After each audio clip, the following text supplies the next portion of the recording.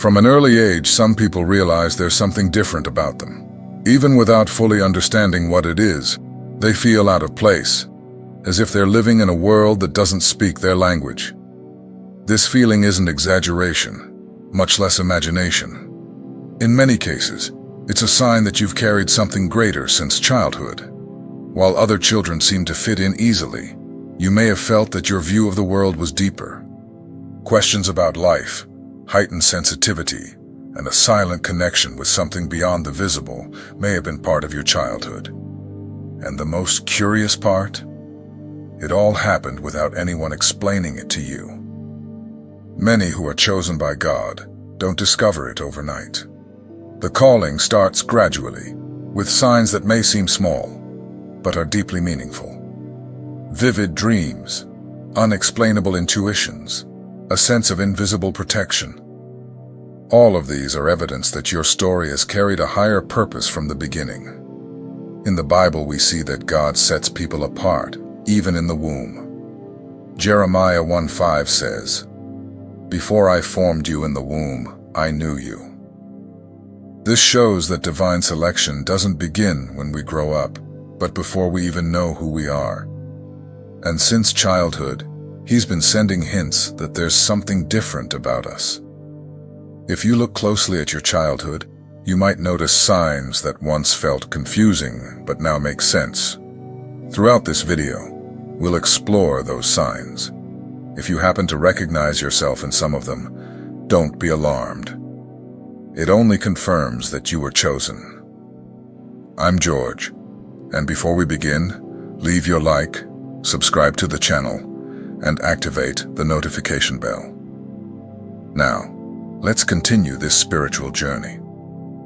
From the earliest years, many chosen ones realize that they don't quite fit into the environment around them.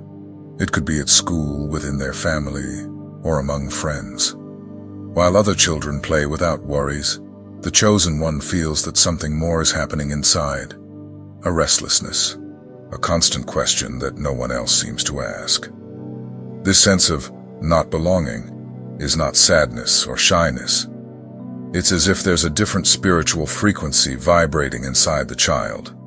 They feel that the material world, no matter how fun it may seem to others, doesn't fully satisfy their inner being. It's as if they are waiting for something they can't even define. From an early age, they may notice injustice more intensely. They may feel sad when seeing another child suffer, feel disgust toward lies, or avoid games that involve teasing or cruelty. They long for something more genuine, purer, even if they can't explain it in words. Adults often assume it's just excessive sensitivity. But in truth, it's intuition. That intuition is what begins to set the chosen apart from childhood. It's not just a feeling. It's as if their spirit is on alert, perceiving what lies behind people's words and actions. Because of this, they may feel drained in certain environments, even as children. Another common trait: the chosen one often prefers moments of silence and reflection. They might enjoy observing nature, talking to God in their thoughts, writing, drawing, or simply being alone. This isn't negative isolation. It's an inner calling, an impulse to connect with what is eternal, not fleeting. Parents sometimes don't understand this behavior. They try to make the child more normal, more social, like the others. But the more the child tries to fit in, the more disconnected they feel. That early anguish is the first sign that something special is there. A soul that wasn't made to conform, but to awaken. That's why many chosen ones say that from childhood, they felt they didn't belong here. This doesn't mean wanting to escape from life, but rather feeling homesick for their spiritual home. A connection with heaven, even when they can't explain it. They're not drawn only to toys or games. They want to understand the why behind things. If you remember being that kind of child, quiet, questioning, more profound than others, know that it wasn't a flaw. It was a sign. It was your spirit saying you were set apart. And as time goes by, that calling grows stronger, until you finally recognize it. I am a chosen one. Another very clear sign that someone has been chosen since childhood is spiritual sensitivity.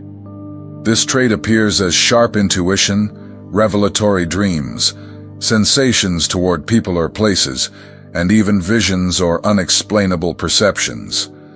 The child senses what isn't being said. They can perceive people's intentions, even when everyone around them is fooled. This intuition can frighten parents, especially when the child shares dreams that later come true, or when they say they feel something bad in certain places. Sometimes, adults dismiss it as imagination, but in most cases, it's the child's sensitive spirit picking up on real energy. These spiritual gifts are not meant only to predict the future. They function like an internal compass, pointing toward what is good or bad, what should be followed or avoided. It's wisdom that comes from within. Often, the child avoids people without knowing why, and later discovers that those people weren't trustworthy. In addition, these children often have spiritual experiences that others don't. They may see someone in their room, feel presences, hear soft voices, or see lights. That's not madness or fantasy. It's part of the spiritual sensitivity that God gives His chosen ones to protect and guide them from a young age.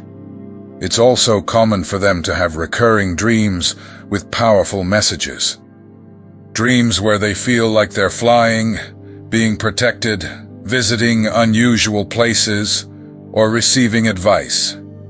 Some of these dreams remain vivid for years because they're more than nighttime fantasies. They're messages from heaven. Because of such sensitivity, chosen children often struggle in environments filled with noise, chaos, or negativity. Schools with too much competition, homes filled with conflict, or places where deceit and falsehood are common become almost unbearable for them. It's as if their bodies reject such vibrations. This high level of perception also makes them compassionate. They can't bear to see others in pain. They may cry over injustice, feel deeply saddened when someone is mistreated, or mirror others' emotions. This deep empathy stays with them throughout life, and it's an essential part of the mission God gave them: to heal, to teach, to bring comfort. Spiritual sensitivity in childhood is not a weakness. On the contrary, it is a silent strength. It's preparation for a greater calling. Many prophets, leaders, and messengers of God were sensitive from a young age. They were trained early to discern the voice of the Spirit amidst the noise of the world. If you were such a child, or are raising one, know this: it's a gift. It's heaven leaving clues. That sensitivity is a powerful tool which, when nurtured wisely, turns into guidance and understanding to fulfill your divine purpose.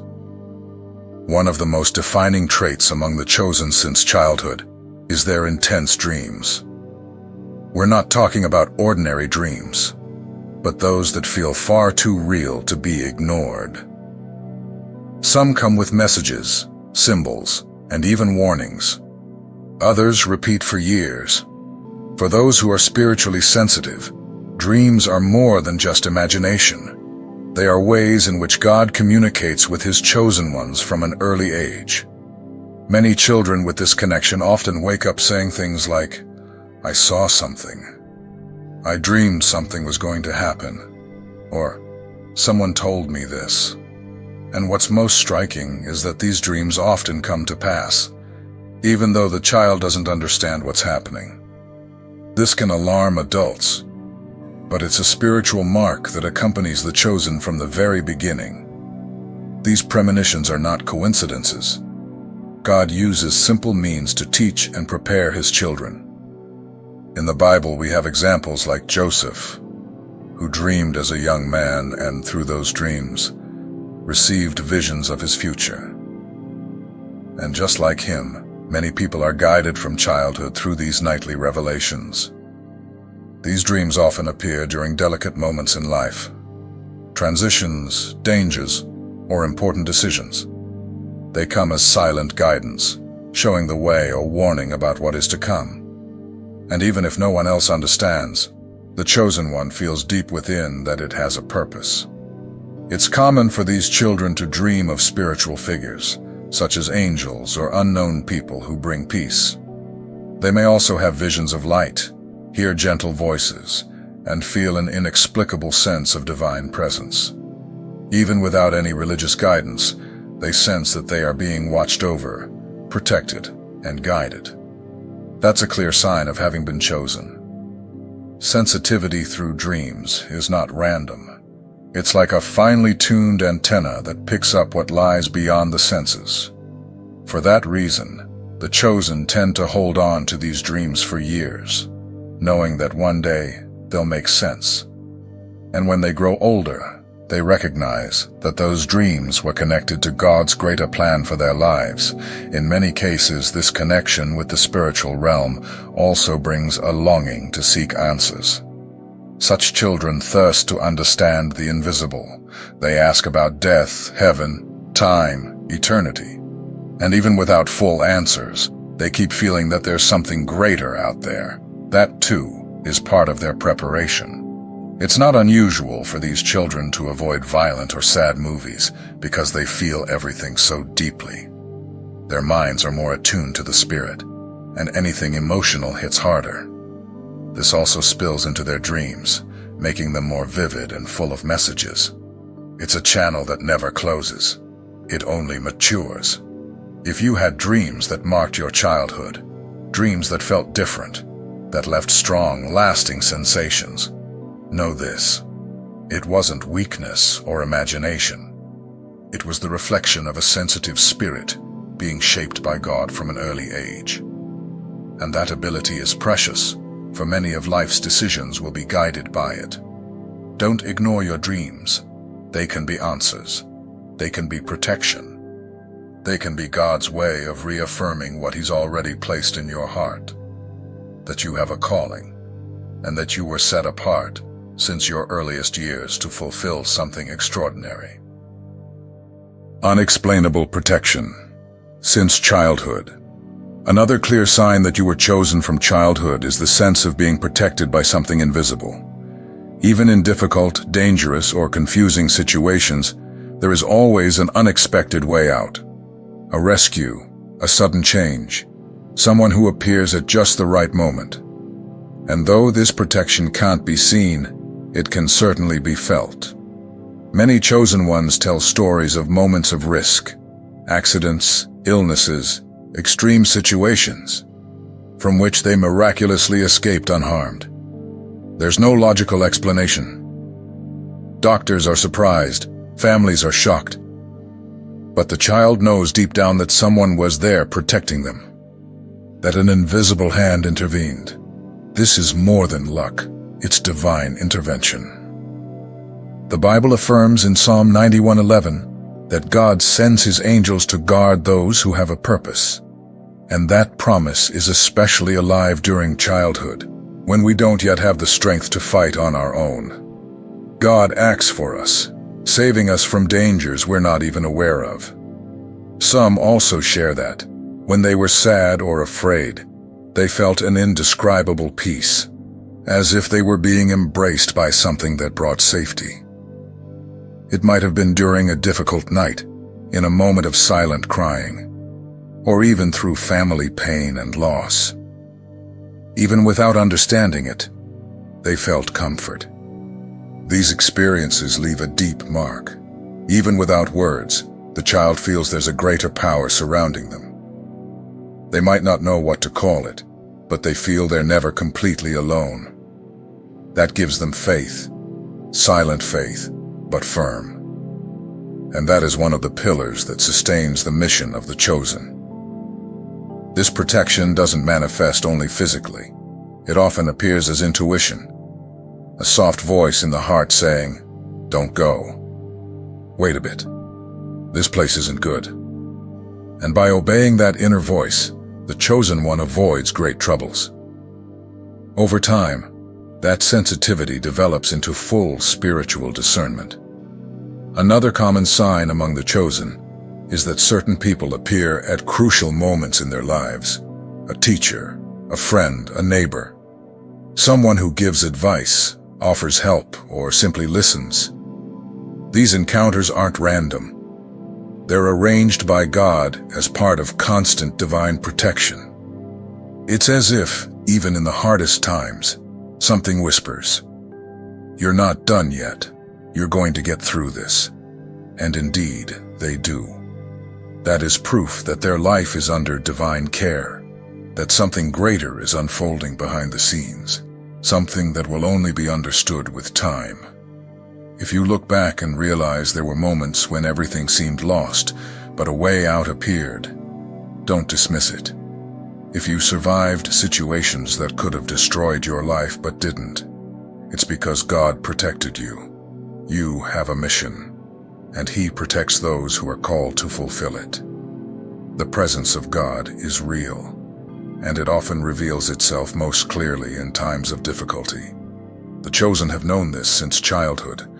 Even when everything seems dark, a light shines. Peace arrives, a door opens, and with that, the certainty grows. I was chosen. Many people only develop their faith over the course of life, but among the chosen, that spiritual connection begins early, even before they understand what religion is. As children, they already feel a presence that accompanies them, listens to them, and comforts them. It's as if God has always walked beside them, even in silence, even without anyone telling them that He was there. This kind of connection is special. Children with this calling don't need deep explanations to believe. They speak to God naturally, as if talking to a friend. They might even create a secret place where they pray or simply think in silence. This intimate and pure relationship is one of the strongest marks of those who were chosen early on. In difficult moments, this connection deepens. Even amid pain, there's a strange peace that takes over. Something invisible, but real, whispers to the heart, "This will pass. I am with you." This peace doesn't come from rational understanding. It comes from the Spirit.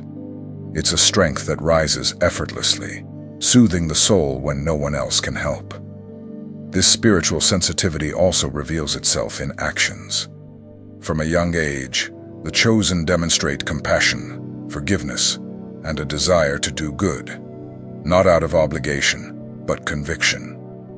It's as if they already know they have a mission to make a difference in the world, even without knowing exactly how. That inner drive to help is yet another expression of divine connection. In the Bible, we see many examples of children who already had spiritual sensitivity, like Samuel, who heard God's voice while still young. This shows that intimacy with the Creator has no age. If you felt this since early on, know this. It's both a gift and confirmation that you have a calling. Connection with God is not limited to words or rituals.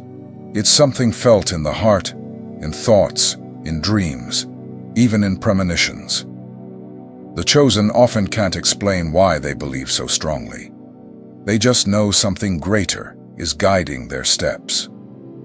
That certainty doesn't come from outside. It comes from within. Even when they move through negative environments, the chosen feel that something protects them. Spirituality rises as a natural defense. Places with heavy energy disturb them, and they instinctively know when something is off balance. That spiritual sensitivity is part of their bond with the divine, an internal radar for what's good and what's not. That intimacy with God also shows itself in small gestures. Praying for someone without being asked, feeling moved to give thanks without a reason, or being brought to tears by something simple yet beautiful. These are reactions that come from the soul, not from routine. They're evidence that the heart of the chosen is already attuned to something greater. If you, as a child, already felt that God was near, even without knowing how to explain it, know this wasn't coincidence. That connection isn't a product of imagination. It's a sign of a spirit that's been set apart, sensitive, and carrying a special purpose. It's one of life's greatest gifts. Honor that connection. It is the key to your calling. Challenges and isolation. The invisible preparation. From an early age, many chosen ones go through difficult situations that make them feel different. Sometimes it's distancing from family, a lack of friends, or a sense of not belonging anywhere. This doesn't happen by accident. In truth, these moments of solitude and trial are part of the silent preparation for the greater calling that will come later. These experiences shape character. Children who go through rejection or hardship learn to observe more, feel more, and trust less in what's external. As a result, they become stronger within. They develop resilience, empathy, and sensitivity, essential qualities for those who will one day be a source of strength for others.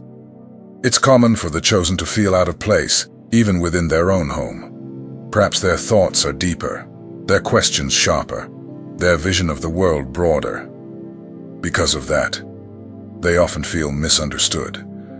But that doesn't mean something is wrong. Quite the opposite. It's a sign of a soul set apart for something greater. These pains are not punishments. They are steps.